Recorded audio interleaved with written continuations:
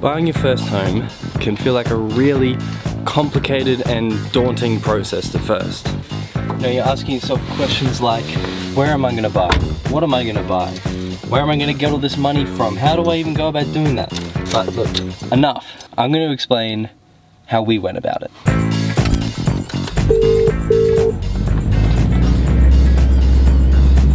Hello? Hi. I was just calling you to let you know that I'm coming over, so don't go get a Slurpee without me. Okay, good. I'm just making sure.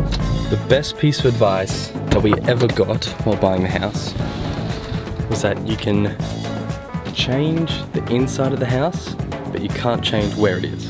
And what I mean by that is, you know, you can always like redo a kitchen or retile a bathroom, repaint the walls, but you can't change how big the land is and where it is. You can't change how much closer you are to the shops or public transport. A good example is this laundry door. See? This whole like laundry section was really frustrating with this door, that garage door. So we just took this door off and we moved it. Eventually, the plan is to make them sliding doors, and that'll make it really way more practical. So things like that. We can always change the inside. You can't change where it is. Now, before you start even looking for a property or looking for somewhere to buy, I would highly recommend that you get your borrowing capacity. And we did that through a mortgage broker. Quick side note, I will be using a lot of weird and new terms here, so I'm going to explain them best I can, but if you have any more questions, let me know below. I will get back to you as soon as I can and try and answer it the best I can. Okay, so your borrowing capacity essentially tells you how much a specific bank will let you loan, or what price range you should be looking for when you're trying to buy your place. Yes, you should be able to get a place, or whatever place that you just can't afford, but unfortunately the banks only let you borrow a certain amount depending on things like your employment history, how much money you earn, any loans you currently have like car loans, student loans, your HECS debt. And what your mortgage broker will do is they'll help you get all those things together so you can present a portfolio to a bank. Your broker will then kind of let you know how much that specific bank will allow you to borrow, and their job is pretty much to find the best loan that'll suit you. Oh, this is a lot of rubbish. Okay. Then, how do you actually find a mortgage broker? Like, where do you go? I'd recommend just asking friends and family, people who are homeowners or have been homeowners before. That's exactly what we did, and we got highly recommended a fantastic broker, and she just made the whole process so easy. So then you finally got your borrowing capacity, or how much a particular bank will let you borrow to buy your house. Now, that's when you can start looking around, start doing house inspections, figure out exactly what you really like, exactly what you don't like. Then it makes it easier to like rule out bad properties, or you start to know more or less what you're looking for. Jeez, there's a lot of bits and pieces here. Where are the instructions? This is gonna be harder than I thought. Where are the instructions? Okay, they'll be somewhere in this box. No idea where. Why don't they put labels on anything? But it's always good to remember that your first home probably isn't going to be a dream home. For us at least, we didn't have all the money in the world. We certainly didn't get the place of our dreams, but we got somewhere that was 90% there really. Aha! Well, it stands. And that is so much better. It's hot today.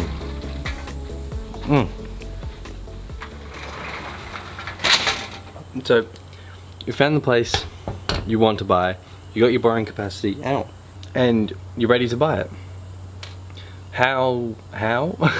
Pretty much once you have like the contact details for that real estate agent who's looking after that property, which you'll get when you inspect it or anything like that, then you can contact them and you make an offer. So your offer will have how much you want to spend on the property, what you want to buy it for, and then it'll have a few other conditions. So the other conditions will be like, when is settlement date? Usually they do 30 days settlement. We did a bit longer because it was over Christmas. We wanted to avoid any people being on holidays, any bank miss-ups over Christmas, anything like that. And what settlement pretty much is once people have signed documents, once your offer's like accepted, your solicitors or your conveyancers and the sellers, solicitors and conveyancers will meet on that date, finalize all the paperwork, and that'll be like their official handover. Now, I mentioned solicitors, I'll come to that in a bit.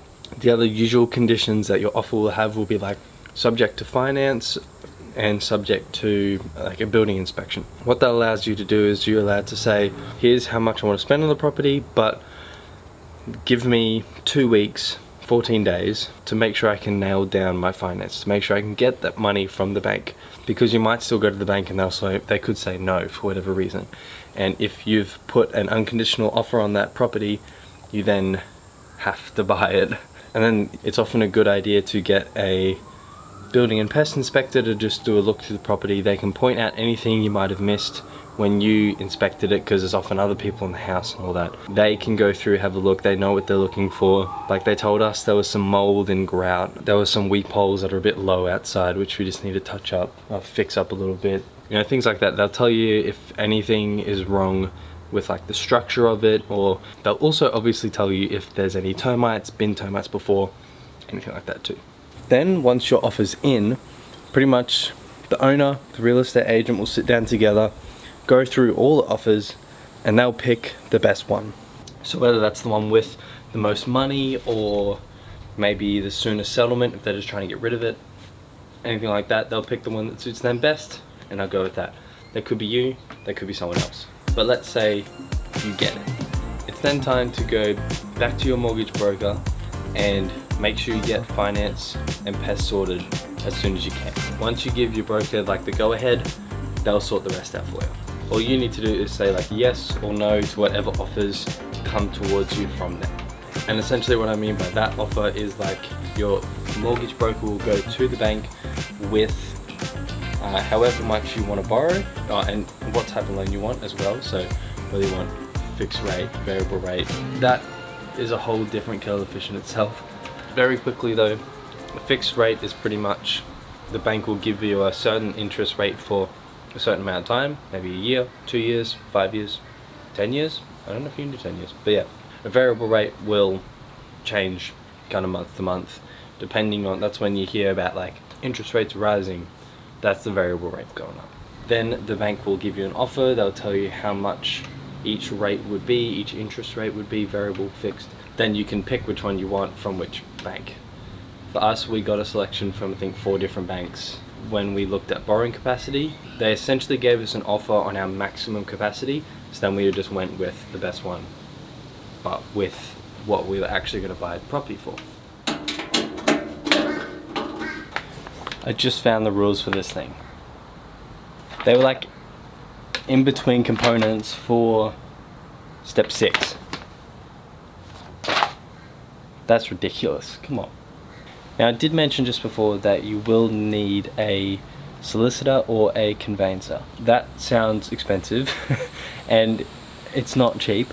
You don't always need a solicitor though. So we just had a conveyancer.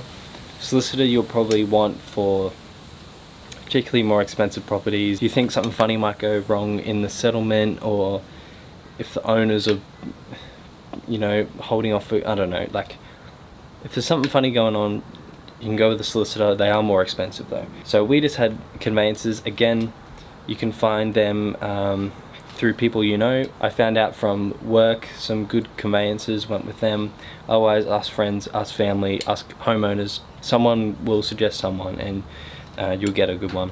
And essentially what your solicitor or conveyancer is going to do is they'll do all like the legal work for you. They'll talk to the agent of the property, the people who are selling it, the solicitors or conveyancers for the seller. So you don't have to worry about any of that in terms of like settlement. Remember, settlement is the day that those people sit together and just sign the documents, and make sure the finance is in from the bank, and kind of just get all that together, because it is a big purchase, so it makes sense that you need people like that on board. They're pretty similar to your mortgage brokers though, in terms of just get the information you need to them as quick as possible, and they'll ask for everything you need, so you don't need to stress too much about knowing it all, because you know, they'll help you through it. You generally go looking for your conveyancer or solicitor when you've got an offer accepted. So definitely once an offer is accepted, you want to get one as soon as possible, because they'll help kind of sort out all the contracts, because you'll be signing contracts as soon as you make an offer actually. So have your mortgage broker from the beginning and your solicitor from when you're making offers or getting offers accepted, because they look after settlement more than anything.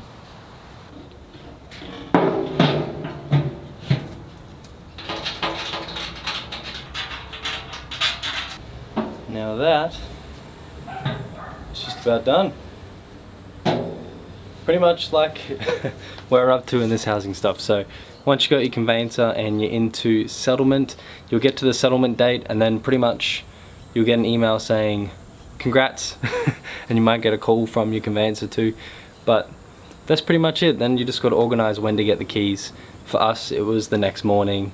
A lot of people get it that day, normally just whatever works out for the real estate agent or the property manager, depending on where you're buying. But anyway, I hope that was helpful. If it was, be sure to leave a like, consider subscribing, and I'll see you in the next one.